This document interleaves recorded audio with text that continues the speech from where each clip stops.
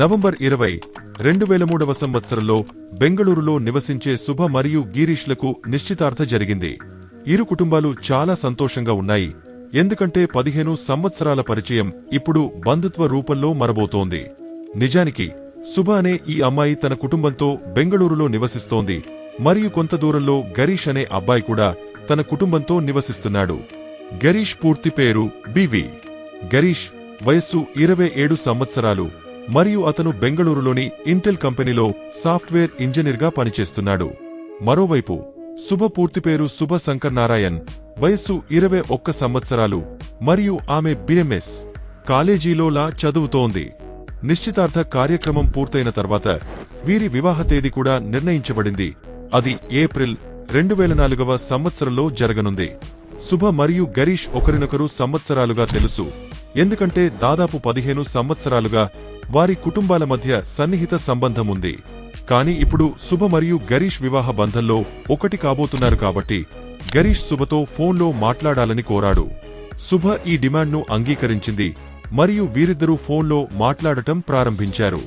నిశ్చితార్థం జరిగే కేవలం 2 లేదా 3 రోజులు మాత్రమే గడిచాయి. ఆ రోజు డిసెంబర్ 3వ రోజు 2003 సంవత్సరం. శుభ గరీష్తో రాత్రి మనం ఇద్దరం డిన్నర్కు వెళ్దాం అని చెప్పింది. గిరీష్ కూడా శుభమాటను అంగీకరించాడు మరియు తన డ్యూటీ పూర్తి చేసిన తర్వాత సాయంత్రం తన స్కూటర్ తీసుకుని శుభను తీసుకెళ్లడానికి ఆమె ఇంటికి వెళ్లాడు. ఈ డిన్నర్ గురించి శుభ తన ఇంట్లో చెప్పింది మరియు గరీష్ కూడా తన ఇంట్లో చెప్పాడు.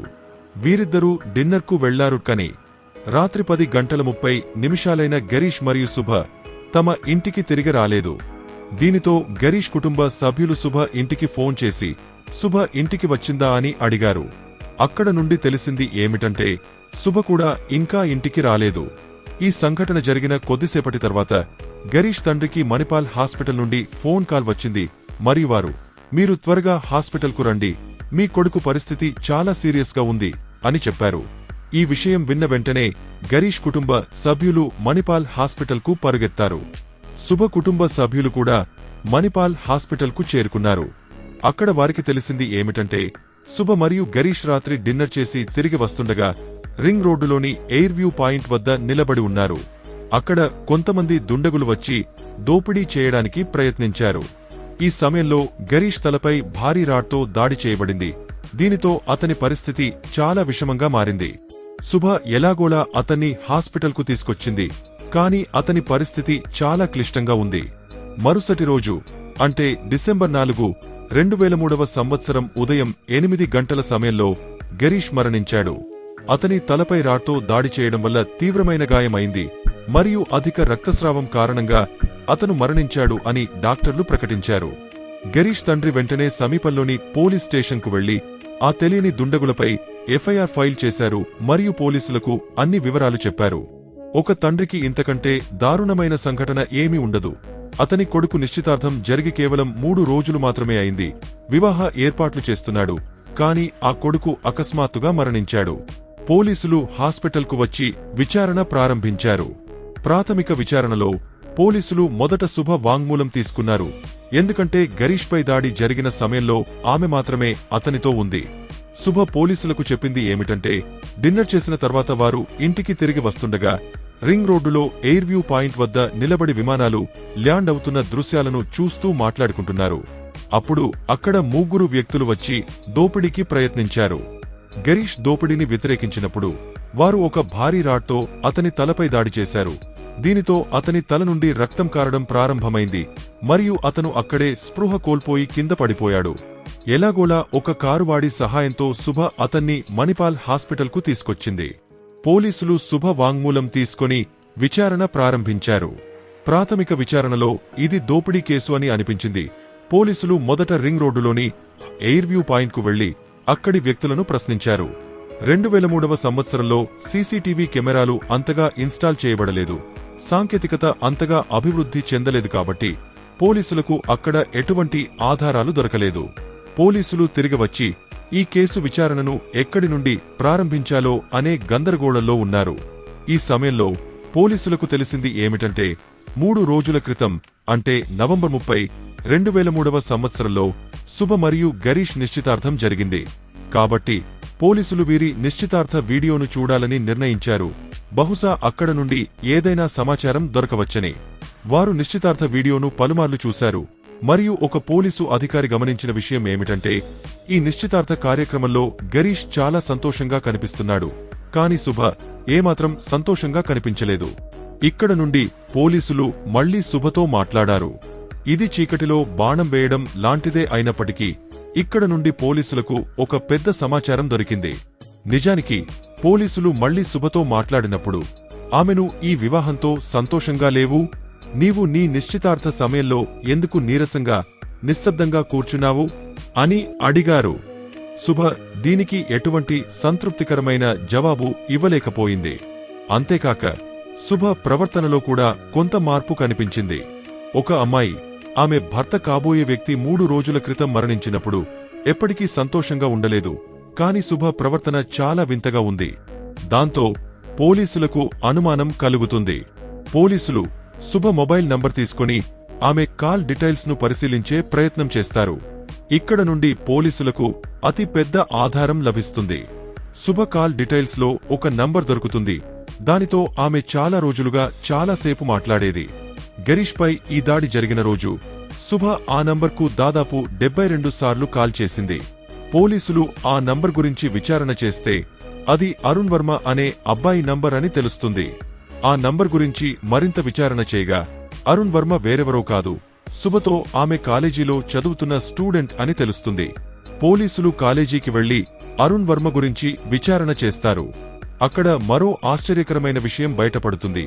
కాలేజీ సిబ్బంది మరియు శుభ స్నేహితులు పోలీసులకు చెబుతారు శుభ మరియు అరుణ్ వర్మ ప్రేమలో ఉన్నారని.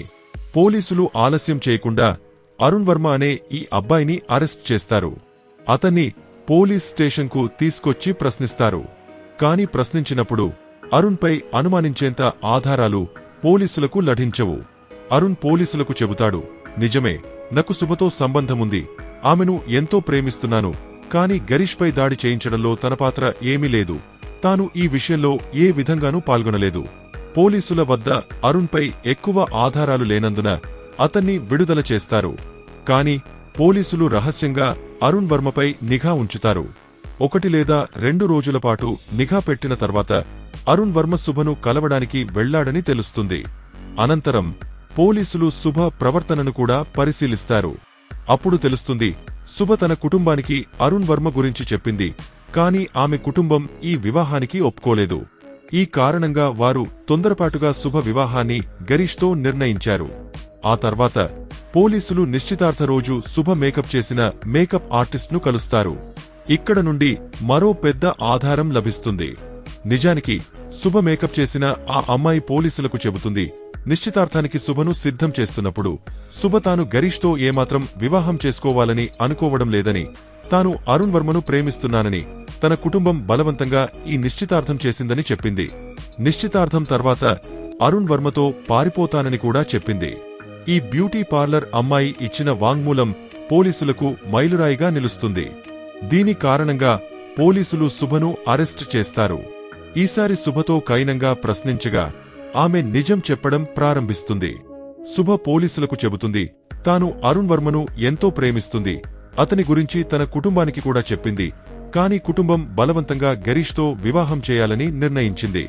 శుభ ఒక ఆధునిక ఆలోచనలు కలిగిన అమ్మాయి, పాశ్చాత్య సంస్కృతిని ఎక్కువగా అనుసరించేది.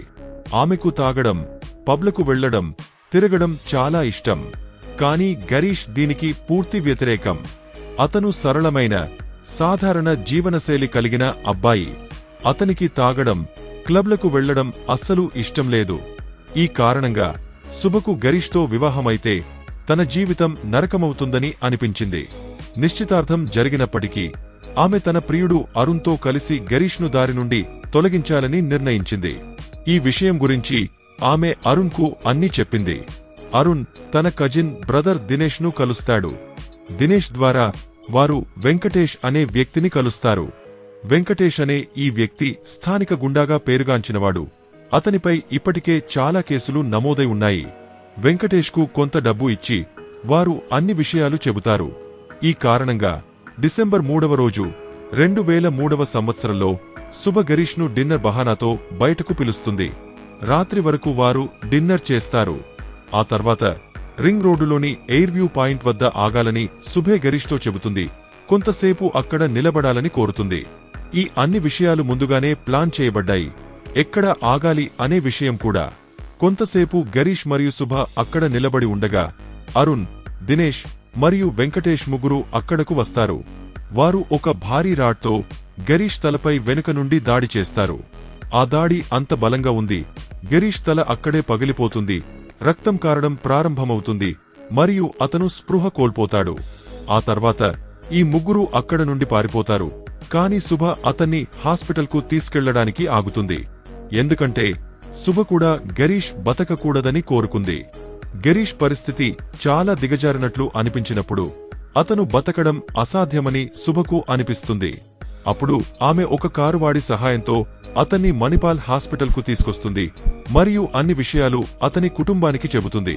ఈ కేసులో ప్లానింగ్ చాలా జాగ్రత్తగా చేయబడింది. ఎందుకంటే 2003వ సంవత్సరంలో సీసీటీవీ, మొబైల్ లేదా సాంకేతికత అంతగా అభివృద్ధి చెందలేదు. కాబట్టి నిందితులు తప్పించుకునే అవకాశముంది. కాని పోలీసుల తెలివితేటల కారణంగా ఈ కేసు పూర్తిగా బయటపడింది. గరీష్ హత్య వెనుక శుభ, ఆమె ప్రియుడు అరుణ్ వర్మ, అతని కజిన్ దినేష్ మరియు వెంకటేష్ ఉన్నారని పోలీసులకు తెలుస్తుంది. పోలీసులు అన్ని ఆధారాలు సేకరించి సాక్ష్యాలు మరియు సాక్షుల ఆధారంగా వీరిని కోర్టులో హాజరుపరుస్తారు. 7 సంవత్సరాల సుదీర్ఘ విచారణ తర్వాత జూలై 2010వ సంవత్సరంలో కోర్టు ఈ నలుగురికి జీవిత ఖైదు శిక్ష విధిస్తుంది. కోర్టు అరుణ్ వర్మను ప్రధాన నిందితుడిగా గుర్తిస్తూ అతనికి సహకరించిన దినేష్ మరియు వెంకటేష్లకు కూడా శిక్ష విధిస్తుంది. కానీ ఆశ్చర్యకరమైన విషయమేమిటంటే 2010వ సంవత్సరంలో ఈ నలుగురికి జీవిత ఖైదు విధించినప్పటికీ 2014వ సంవత్సరంలో శుభకు బెయిల్ లభిస్తుంది. శుభకు వ్యతిరేకంగా ఖచ్చితమైన ఆధారాలు లేనందున ఆమెకు బెయిల్ ఇవ్వబడిందని కోర్టు చెబుతుంది. మిగిలిన ముగ్గురు నిందితులు జైలులో ఉన్నారు. వారికి జీవిత ఖైదు శిక్ష విధించబడింది. అయితే శుభ బెయిల్పై బయట ఉండటం గురించి గరీష్ కుటుంబం సుప్రీంకోర్టులో అప్పీల్ చేసింది. భవిష్యత్తులో శుభ మళ్లీ జైలుకు వెళ్లే అవకాశం ఉండవచ్చు. కాని ప్రస్తుతం ఈ కేసు రికార్డు ప్రకారం అరుణ్ వర్మ, అతని కజిన్ దినేష్ మరియు వెంకటేష్ జైలులో ఉన్నారు. అయితే శుభ బెయిల్పై బయట తిరుగుతోంది. ఈ కేసు ప్రేమ, మోసం మరియు హత్య యొక్క దారుణ కథనం. ఈ కథ నుండి మీరు ఏ నీతిని నేర్చుకున్నారో కామెంట్లో తెలియజేయండి. అదేవిధంగా ఈ వీడియో కనుక నచ్చితే లైక్ చేయండి మరియు ఇటువంటి మరిన్ని వీడియోలు చూడడానికి మా ఛానల్ని ఇప్పుడే సబ్స్క్రైబ్ చేసుకుని పక్కనే ఉన్నటువంటి గంట సింబల్ని కూడా యాక్టివేట్ చేయండి. దాంతో మా వీడియోస్ అన్ని మిస్ కాకుండా మీరే ఫస్ట్ చూడవచ్చు. Thank you friends, thank you for watching.